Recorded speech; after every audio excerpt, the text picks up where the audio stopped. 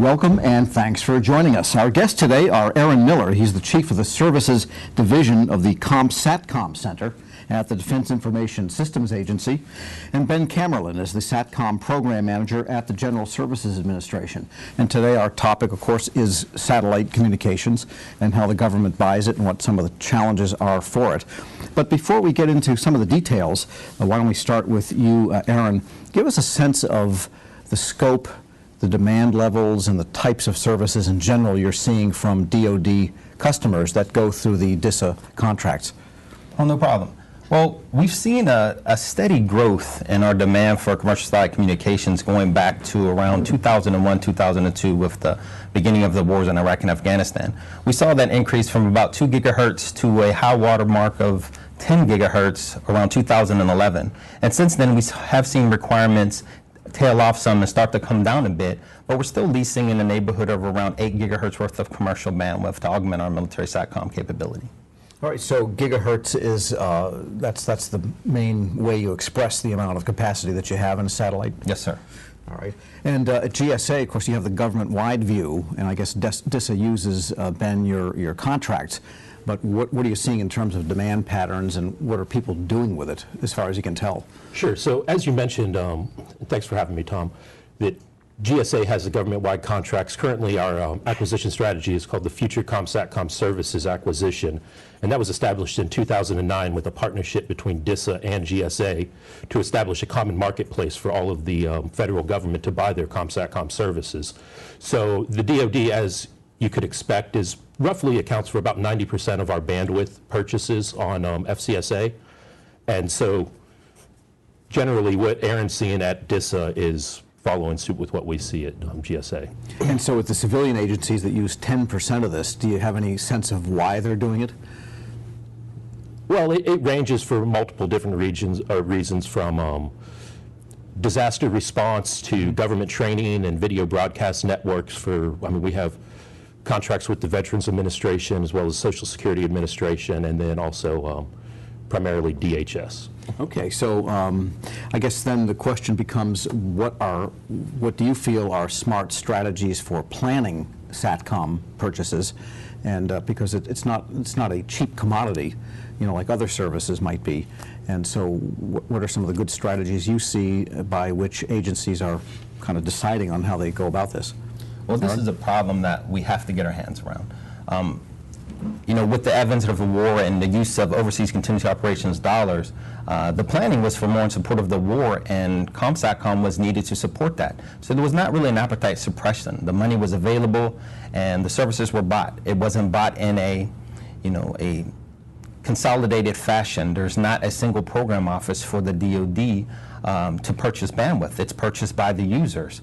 They have a requirement. They have the money, so they buy it. So what we really have to do is start looking at it holistically as a department and figure out what our total requirement is, what our enduring requirement is, and where we have opportunities for smart investments moving forward. All right, so is this something that everyone should always have a little bit of available, no matter what? Well, it depends on the mission. As you know, the warfighter needs SATCOM to support things such as airborne ISR operations, or video broadcast, or tactical reach back to support the tactical warfighter. So in some cases you need to have a reserve capability, but we would hope that capability would be our MIL-SATCOM capability. And in other instances, when we have a defined, well-known requirement that maybe that mission doesn't suit MIL-SATCOM, then we have to purchase SATCOM smartly. So while the warfighter, all aspects of the warfighter doesn't need it, a lot does, and those aspects that do need it have to plan for it smartly. So the MILCOM, the military or the government-owned or government-provisioned satellites, those can provide the baseline, but really the ramp-up that you mentioned after 2001 and leading up to the peak, say in around 2009, that was mostly commercial? Well, at the time of the war efforts, our follow-on satellite constellation, the WAG-BAM Global SATCOM program, was not in existence as of yet. Those first satellites launched around 2007. 4 satellites. Oh, there's 6 total on orbit today, but the expectation is for 10. So at the time we went to war, those satellites were still in the planning phases. They weren't yet launched.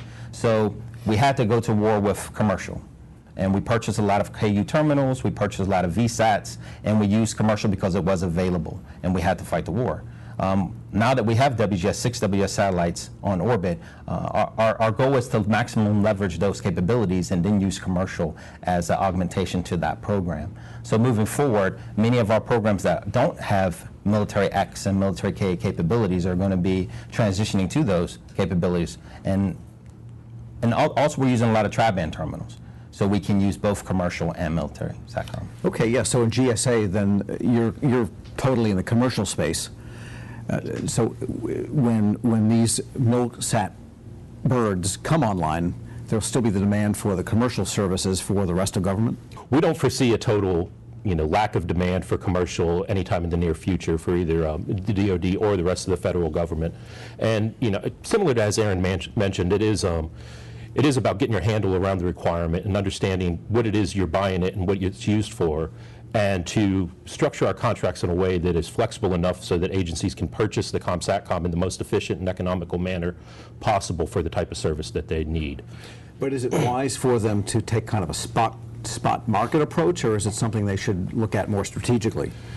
It really depends. It's very difficult to say just based off of the type of mission, and also there's a lot of new technologies coming on the market right now, such as high throughput and high capacity satellites, where the current estimates is basically 10 times or more the capacity on a single satellite that we currently have in orbit. So for some of those satellites or some of those missions, you could go from a traditional transponder lease type of FSS satellite to a high throughput satellite and achieve tremendous efficiencies by using that technology. Okay, well, we'll have to get into a little bit into the technologies as we go forward, but I'm curious as to how much DISA and GSA interact day to day on this whole effort. We interact almost daily between the GSA program office, the DISA program office, and the GSA contracting officers. So we do have a very strong partnership that we continue to leverage, and we're very proud of it, and we want to continue to see that partnership grow and strengthen. Yeah, and I echo Ben's sentiments. I mean, we work together, if not daily, every other day. I try to work with Ben as much as possible. No. All right. And just to, ballpark figures, what do you think the government spends on commercial satellite services annually? Is this a 100 million, billion, 10 billion? What's the order of magnitude here? It's approximately $1 billion a year. About 80% of that, 75 to 80% of that is on fixed satellite services, and about 30% is on mobile satellite services. But it's collectively been around $1 billion. And Ben, are the same people that are buying the standard ground-based communications and datacom people, the same people in the federal government that are also looking at satellite communications? In a lot of cases, not necessarily. There is a different user set for the satellite communications community than there is for the ground-based infrastructure. So it's a specialty. It really is. Yes, SATCOM is a very special niche market. Because I've heard about 50 of the phrases you guys have thrown out on orbits and types of bandwidth and technology, so it sounds like you really have to have a specialized set of knowledge in order to intelligently go after this type of acquisition. Yes, I would agree with that statement. And we also have to look more into the business sides of it, and not just understand our requirements, but understand the marketplace and the market trends so we don't make bad investments. And to echo on to Ben's answer that he gave on the previous question, one of the things that we're trying to do in the DoD is make sure our terminal programs are aligned with our SATCOM purchasing programs so that we are not forcing ourselves to one solution or another. So if you purchase a terminal that only works, that only works in commercial space, then you're going to buy commercial space. But if you buy a tri-band terminal, a terminal that works in both government or commercial space, you have more additional flexibility. So we have to make sure the programs are aligned so we're not driving to preconceived solutions. That has, like I said, it's $1 billion worth of spending, so it has huge implications. All right, we're going to get into that a little bit more, but right now we'll take a short break. Our guests today are Ben Camerlin, the SATCOM Program Manager at the General Services Administration, and Aaron Miller, the Chief of the Services Division for SATCOM Center at the Defense Information Systems Agency. And this is Trends in Satellite Acquisition, Augmenting Government SATCOM. And I'm your moderator, Tom Temin, here on Federal News Radio 1500 AM and federalnewsradio.com.